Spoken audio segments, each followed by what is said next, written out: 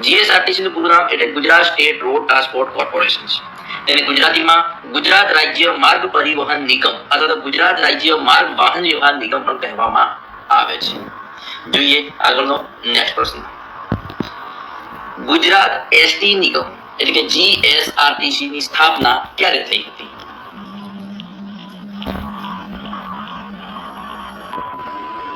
તો જવાબ રહેશે ઓપ્શન એ 1 મે 1960 ના રોજ ગુજરાત એસટી નિગમ એટલે કે જીએસઆરટીસી ની સ્થાપના થઈ હતી. જ્યારે મુંબઈ રાજ્યમાંથી ગુજરાત એક અલગ રાજ્ય તરીકે અસ્તિત્વમાં આવ્યું તે જ દિવસે આ નિગમની શરૂઆત કરવામાં આવી હતી. પ્રશ્ન નંબર 3. જીએસઆરટીસી ની સ્થાપના કયા કાયદા હેઠળ કરવામાં આવી છે?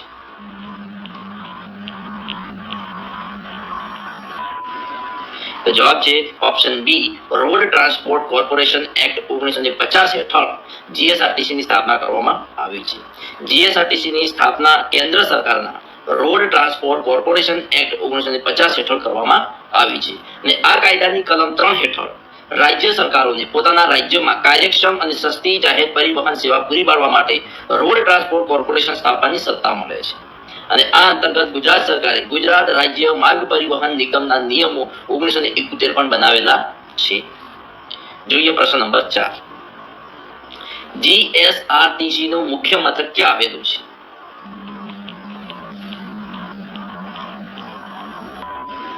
તો આપણો જવાબ આવશે અમદાવાદના રાણીપ ખાતે જીએસઆરટીસી નું મુખ્ય મથક આવેલું છે. જીએસઆરટીસી નું મુખ્ય મથક અમદાવાદ ખાતે આવેલું છે. અને તેનું ચોક્કસ સરનામું જોઈએ તો કે મધ્યસ્થ કચેરી રાણીપ બસ ટર્મિનલની પાસે અમદાવાદ.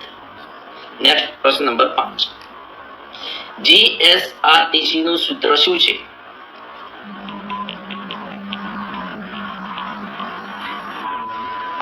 તો જવાબ છે સલામત સવારી એસટી અમારી, જે જીએસઆરટીસી નું સૂત્ર છે.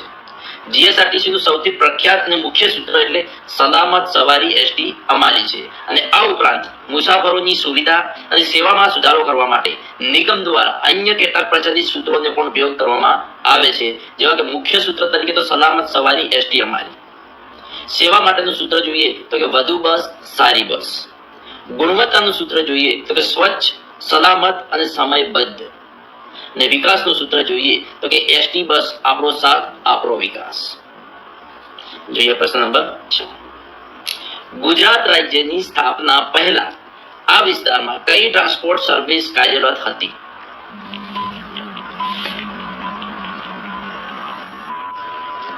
તો જવાબ છે Bombay state road transport corporation એટલે કે બીએસઆરટીસી કાર્યરત હતી.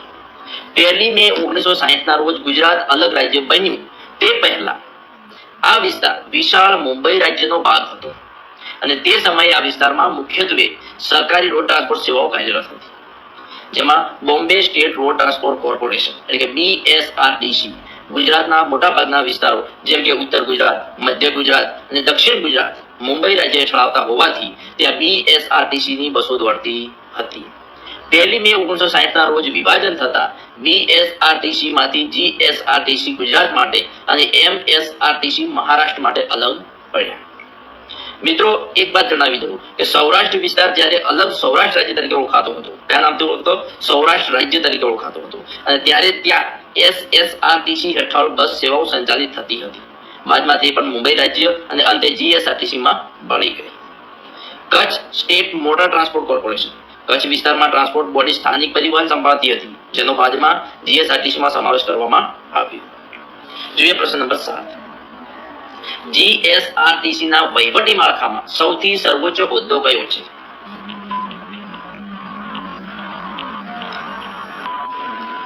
જવાબ છે ઓપ્શન સી મેનેજિંગ ડિરેક્ટર અને ચેરમેન.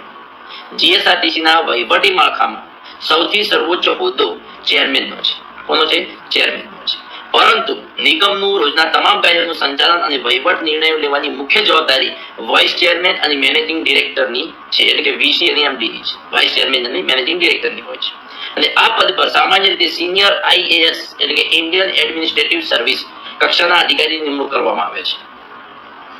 કેન્દ્રીય સ્તર એટલે કે સેન્ટ્રલ ઓફિસ અમદાવાદમાં ચેરમેન તરીકે નિગમના સર્વોચ્ચ વડા હોય છે. વાઇસ ચેરમેન અને મેનેજિંગ ડિરેક્ટર તરીકે મુખ્ય વહીવટી અને કારોબારી વડા હોય છે, જ્યારે એક્ઝિક્યુટિવ ડિરેક્ટર અને જનરલ મેનેજર જે વહીવટ, ઓપરેશન અને વિજિલન્સ વિભાગોના વડા હોય છે. પ્રશ્ન નંબર 8 કે હાલમાં જીએસઆરટીસી માં કુલ કેટલા વહીવટી વિભાગો આવેલા છે?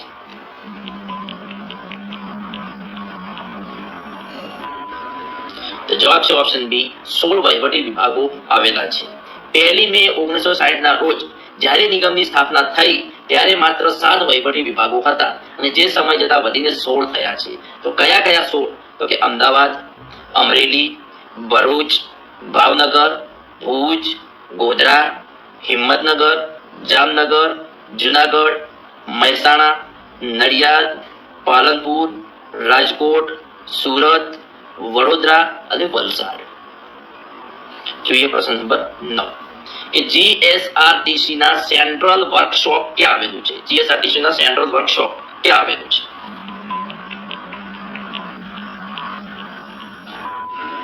તો જવાબ છે નરોડા, અમદાવાદ ખાતે સેન્ટ્રલ વર્કશોપ આવેલું છે. જીએસઆરટીસી ની સેન્ટ્રલ વર્કશોપ એટલે મધ્યસ્થ યંત્રાલય નરોડા, અમદાવાદ ખાતે આવેલી છે. જ્યારે નિગમની મુખ્ય વહીવટી કચેરી રાણીપ ખાતે આવેલી છે ત્યારે બસોના મુખ્ય સમારકામ અને નવી બસોની બોડી બિલ્ડિંગ માટેની આ central ST workshop Naroda road પર કાર્યરત છે. વાહનોની યોગ્ય જાળવણી અને સમારકામ માટે નિગમ પાસે 3 સ્તરની વર્કશોપ સુવિધા છે: ડેપો વર્કશોપ, વિભાગીય વર્કશોપ અને સેન્ટ્રલ વર્કશોપ. ડેપો વર્કશોપ જોઈએ તો ગુજરાતના તમામ 125 ડેપો પર નાની મોટી રોજિંદી મરામત માટે ડેપો વર્કશોપ આવેલ છે.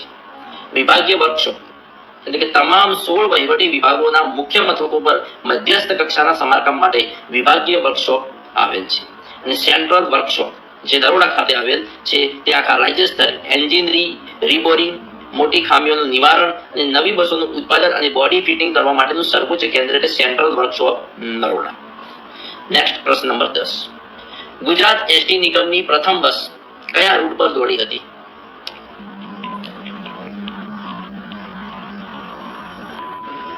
તો જવાબ છે પુણેથી અહમદનગર. એટલે કે બીએસઆરટીસી ના સમયમાં પુણેથી અહમદનગર રૂટ પર સૌપ્રથમ બસ દોડી હતી.